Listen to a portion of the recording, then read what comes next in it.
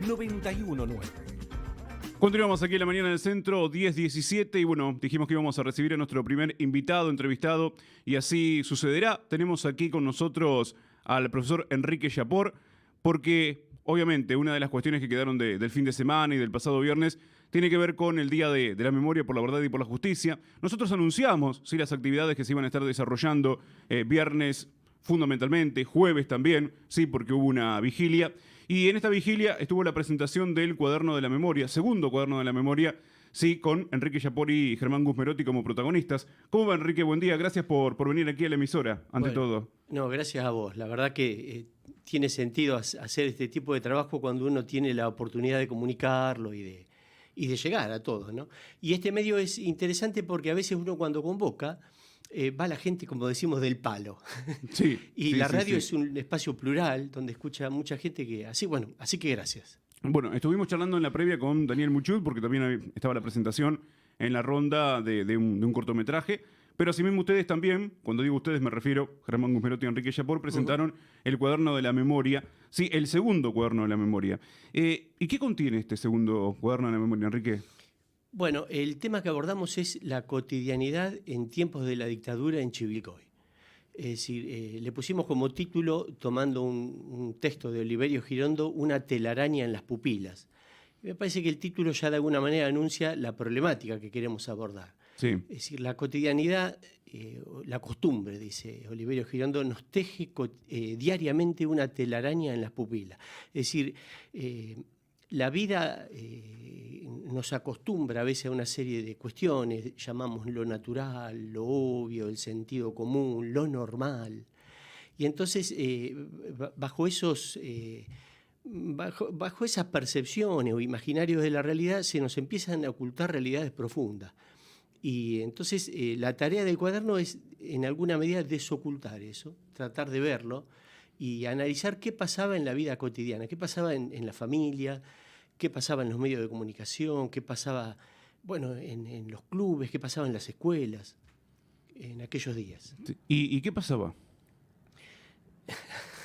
o cómo lo iba Sí. asimilando cada familia, cada persona. Sí, ¿no? Está bien, Eduardo. Porque, a ver, había cosas que se podían hacer y había cosas que no se podían hacer. Sí, tal cual. Bueno, en términos generales, el trabajo que nosotros abordamos tiene una dificultad. Hay que salir a buscar datos. ¿Dónde están los datos? Claro. Reportajes a personas que fueron contemporáneas. Inevitablemente esos reportajes están resignificados. Y está bien que sea así. Pero entonces hay que analizar esa resignificación si es que es tal. Después hay otras fuentes, diarios, revistas, que son muy importantes. Yo te diría que son fuentes fundamentales. Ahora, después esos datos, si yo los tiro al lector de manera desordenada o acumulativa, no aportan una racionalidad. Hay que organizarlos desde un esquema conceptual, desde un marco teórico. Entonces, dedicamos gran parte del ensayo a encuadrar qué es esto de la cotidianidad, a definirlo, un trabajo filosófico un poco tedioso. Sí. No sé si en la lectura creo que es amable, pero me refiero, es tedioso en la búsqueda. Sí, en el armado también, ¿no? Claro, y después vienen los datos que vos decías. Mira, en toda la primera parte, a partir del crimen de De Vito y Capellini, nosotros vemos que hay una realidad que atraviesa la comunidad chivilcoyana, que es el miedo.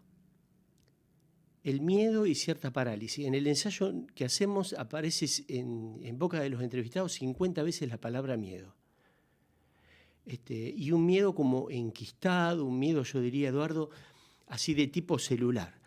A tal punto que muchos, yo siempre recuerdo un reportaje que le hicimos, una nota más bien a Jorge Juan Corena, ex intendente de Chivilcoyano, y él cuenta el pavor que sintió, el tremendo temor cuando fue al velatorio de su compañero, Quique Capellini, ¿no? Quique De Vito, perdón, y Pitti Capellini.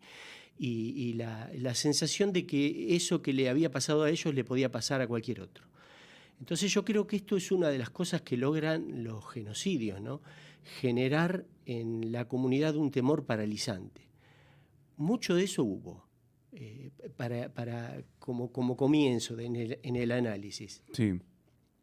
Después, las acciones fueron muy diversas. Hubo gente que tuvo esta sensación de que aquí no pasó nada y de que las cosas terribles pasaban en otro lugar, porque fue estrategia también de la dictadura hacer de los municipios espacios microcelulares o lugares donde se ensayaba una especie de control territorial y poblacional con una comunidad despolitizada. Es decir, una comunidad que estaba preocupada por el agua corriente, que está bien, por la luz, por el asfalto, pero alejada de los grandes reclamos que podía ser el peronismo, los grupos de izquierda. Entonces fue como ensayo de una especie de ciudadanía despolitizada que fue eficaz en eso, generó la sensación de que, por ejemplo, en Chivilcoy no pasaba nada. Y que las cosas ocurrían en Buenos Aires, en La Plata, en Rosario, Mar del Plata, que eran los lugares de mayor concentración urbana. Sí, pero ahí fue la estrategia hacer creer a la población en aquel momento que no pasaba nada. Exacto. Y algo de eso fue así, porque es cierto que se encarnizaron mucho más en las medidas represivas en las zonas que concentraban mayor población. De hecho, en Chivilcoy, víctimas, de las 25 víctimas que fueron detenidos o desaparecidos en Chivilcoy, tenemos al matrimonio Carrieri de Moquegua y Pitti Capellini de Vito. Los demás crímenes o desapariciones ocurrieron en otros lugares, en Córdoba, en Buenos Aires, en La Plata.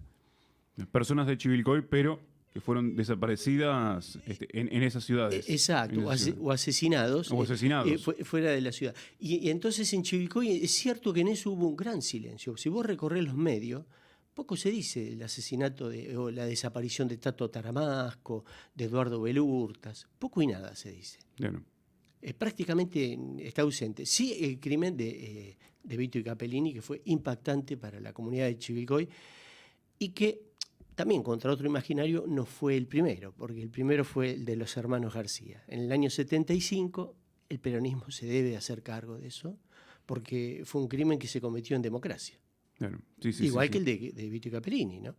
Si el peronismo isabelita, a través de la AAA, que después se prolonga en la dictadura, comete estos crímenes, estos delitos. Es complejo el análisis, Eduardo. Porque viste que a veces uno tiene una mirada binaria de buenos y malos, democracia, dictadura, y bueno, en democracia pasaron cosas también. espantosas también. Que después persistieron y se desarrollaron. Lo que pasa que, bueno, en ciudades como la nuestra, obviamente que por ahí lo que nos está mencionando Enrique, que lo que pasaba eran casos puntuales, y obviamente que digamos, estos casos puntuales quedaban invisibilizados de alguna manera, ¿sí? Porque se actuaba ¿sí? De una forma silenciosa, cautelosa, digamos, por ahí no estaba ese ruido de las grandes ciudades, ¿no? Y sin embargo vecinos desaparecían también, pero de otra forma, de otra manera. Sí. Más puntual y cautelosa, ¿no? Exactamente, sí, esa fue la estrategia. Fíjate que de hecho el 90% de los intendentes en todo el país eran civiles. Esto no fue casual. Y los gobernadores, contrariamente, eran militares, casi en la misma proporción. Un poco menos del 90% los intendentes, pero los gobernadores sí. Esa estrategia respondía a tener un gran control territorial en las provincias y en los municipios generar esa sensación de que la cosa no estaba tan mal. Claro. Y es más, hasta había un texto, un documento que decía las características que tenía que tener el intendente del llamado proceso de reorganización nacional, ¿no? Es un vecino querido, en lo posible que no pertenezca a los grandes partidos reivindicatorios de luchas populares. Y bueno, de hecho también, y esto forma parte de la cotidianidad, el radicalismo fue el partido que más intendentes aportó a la dictadura y le sigue el peronismo. Sí, o sea, en las ciudades tenía que gobernar una persona conocida para la población. Sí. ¿Sí? No un militar, en este caso. En lo posible. Son muy pocas las ciudades que tuvieron ya intendentes. Arriba, claro. Sí, por supuesto, arriba sí. Arriba sí, claro.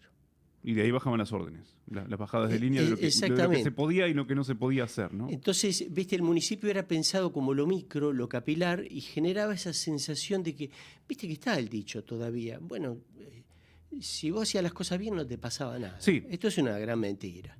Sí. Este, Sí, de hecho, a ver, le digo que sí porque uno escucha de gente un poco mayor, sí, hoy 50, 60, 70, que tenía esa sensación. ujú.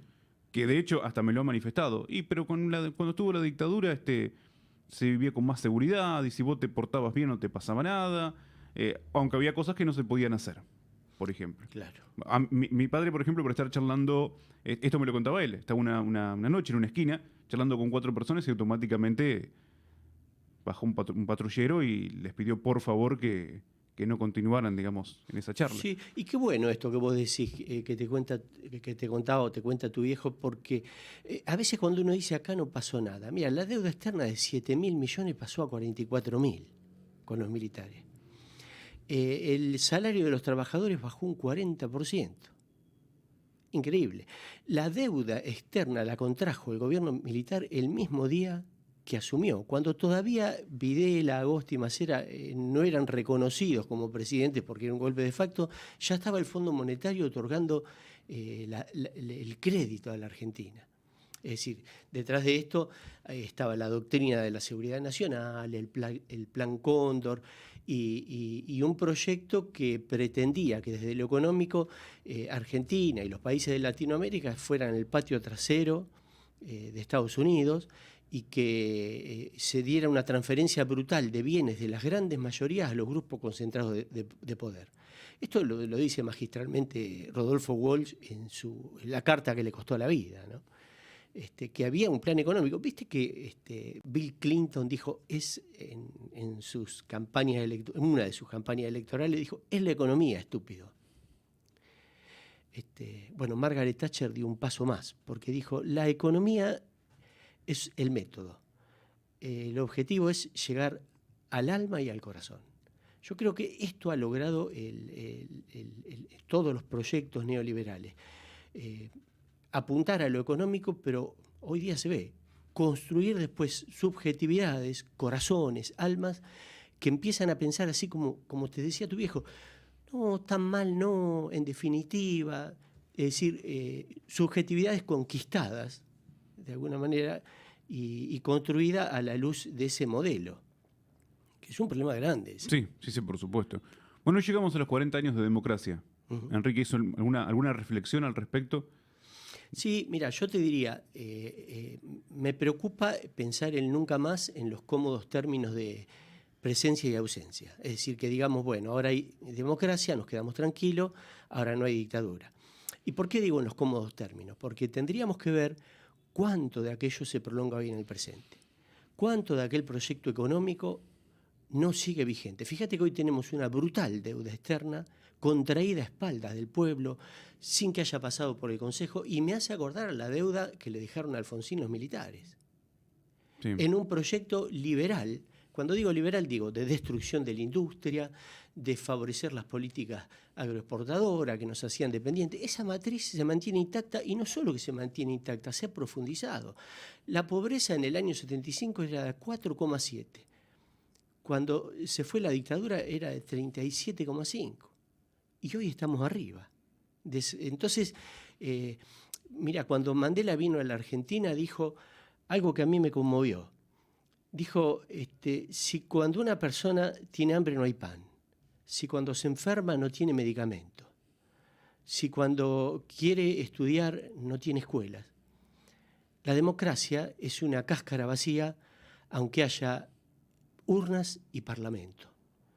Entonces yo creo que este es el desafío que tenemos hoy. Que no nos podemos quedar tranquilos.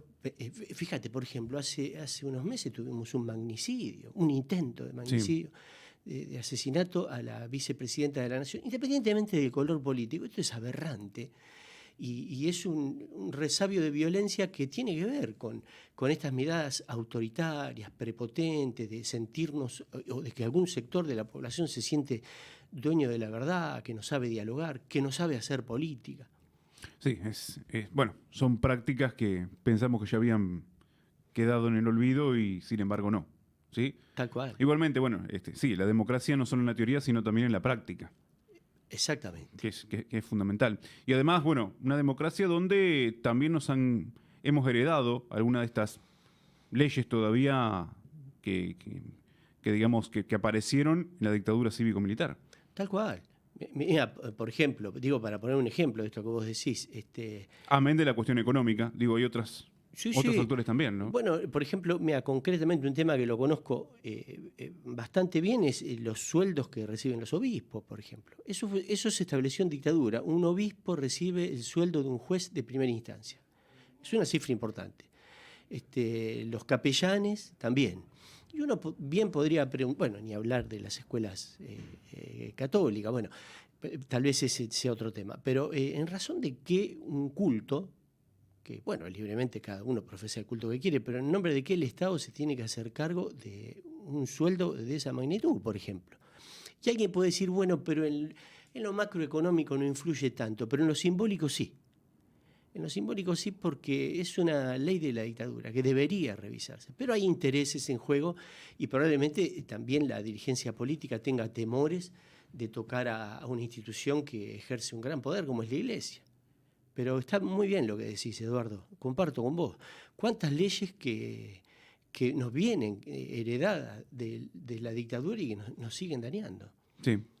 Y bueno, todavía no se ha trabajado al respecto para modificarlas, ¿no? Totalmente. Igualmente, bueno, un trabajo bastante interesante, como asimismo también arduo, pero rico, ¿no? Que han aportado en este cuaderno para conocer, fundamentalmente para las nuevas generaciones. Déjeme preguntarle también, ya que me surgió el tema de las nuevas generaciones, hay muchas y nuevas generaciones interesadas en lo que pasó. Que me parece, primeramente, que esto es importante, porque si estamos hablando de memoria, es para recordar y para no olvidar lo sucedido, pero también que puedan contar con esta clase de material, ¿no? Para interiorizarse de lo que pasó verdaderamente, amén de alguna historia de una persona mayor, adulta mayor, que le puede contar la historia según cómo él la vivió. Qué bueno, vos sabés que en el cuaderno aparece este tema que algunos le llaman la posmemoria. Mi compañera Fabiana se enoja, dice, posmemoria no se entiende qué quiere decir. Y es cierto, por ahí habría que buscar un concepto más claro, pero la posmemoria es cómo viven, cómo recuerdan aquellos que no vivieron, como bien vos decís, ¿no? Y vos sabés que aquellos que no vivieron en la dictadura, digo. Sí. Y entonces, hay dos temas que aparecen como pregunta, reflexiones que aparecen en el texto que armamos con Germán. Un chico que le pregunta al papá, ¿por qué los militares prohibieron el carnaval? Le pregunta. ¿Y qué fue el destape?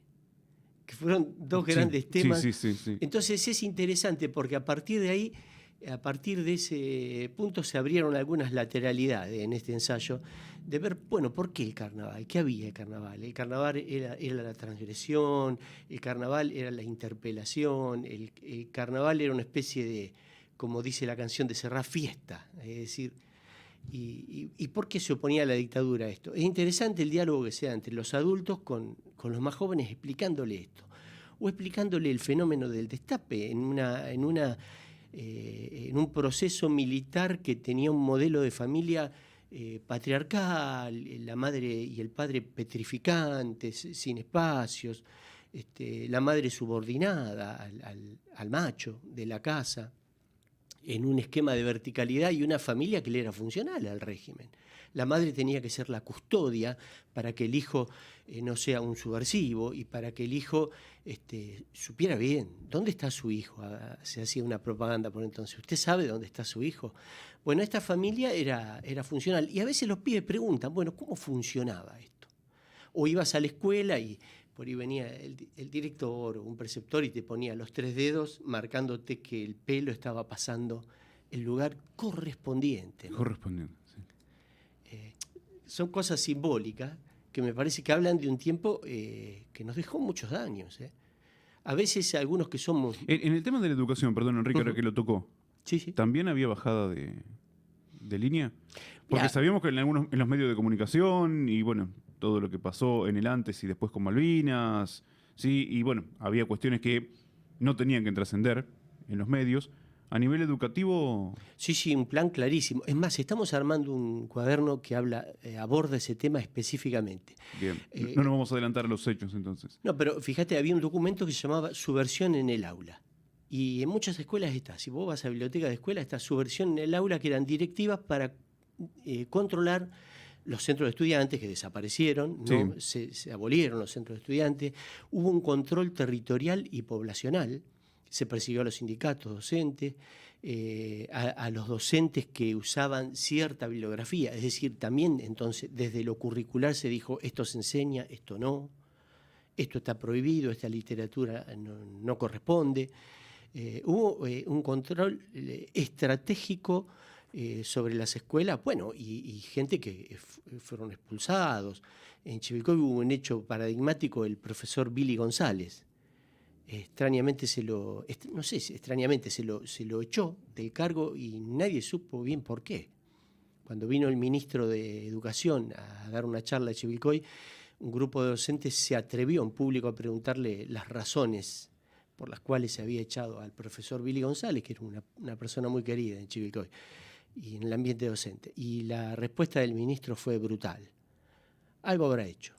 El famoso algo habrá hecho. ¿Sí? Que hasta el día de hoy se mantiene en otros ámbitos, pero... Tal cual. Y mira, Eduardo, hasta hay fotos de registros de chicos tirados en el piso practicando cómo protegerse en caso de un bombardeo en Guerra de Malvinas. Eso también pasaba en las escuelas. O sea, fíjate vos esto del terror, el pánico que genera a nivel psicológico. Es terriblemente dañino convivir con un miedo de esa naturaleza. Y sí, por supuesto que sí. O sea, sí jodieron también en la escuela y creo que fue un lugar estratégico. Yo te diría que me parece que fue un lugar clave. Muchos resabios de aquello entendemos nosotros que hoy persisten. Nuestro trabajo en el tema de la educación en Chivilcoy y en general tiene como dos ejes. Trabajamos sobre dos hipótesis. Que la dictadura reforzó lo dañino que tuvo la formación sarmientina, lo segmentadora que fue, y los logros o las conquistas que tuvo, la alfabetización, el desarrollo de la escuela pública, eso lo escondió. Enrique, y con este cuaderno de la memoria, ¿qué va a pasar? ¿O qué va a pasar con este cuaderno de la memoria? ¿Ya fue presentado? ¿La idea es que llegue a las escuelas? ¿Cuál es la intención? ¿Cómo puede hacer una persona para acceder a este material? Bueno, actualmente ahora lo estamos llevando a las librerías. Bien. También en las redes, si uno entra, por ejemplo, al Colectivo por la Memoria, ahí ponemos un teléfono por el cual también pueden hacernos el pedido particular. Así que sí, va a estar presentado en los medios. Ya que dijiste esto, esta vez no nos alcanzó para llevar a todas las escuelas porque no hemos tenido ninguna colaboración. Es decir, en realidad otras veces sí nos pasó de tener algún aporte y se nos hizo muy difícil la presentación en lo material porque somos una agrupación o digamos un colectivo sin fines de lucro y entonces lo que nosotros invertimos en editar después lo recuperamos a cuentagota.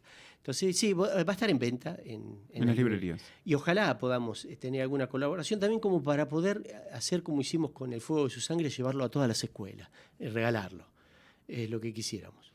Enrique, agradecerle muchísimo que se haya acercado aquí hasta la radio. Obviamente que es un tema que da para charlar mucho más y ya lo vamos a volver a retomar en cualquier momento, pero queríamos tener esta posibilidad de charlar con usted y no dejar pasar, sí, hoy a 27 de marzo, todavía vigente, presente lo que fue el fin de semana con los actos conmemorativos por el Día de la Memoria. ¿Sí? Muchas gracias por la visita. No, gracias a vos de verdad, Eduardo. Es una oportunidad hermosa. Te la agradezco mucho. Enrique Yapor con nosotros aquí en la mañana del Centro para abrir esta mañana del día lunes. Hacemos una tanda, ya venimos. Espacio de publicidad.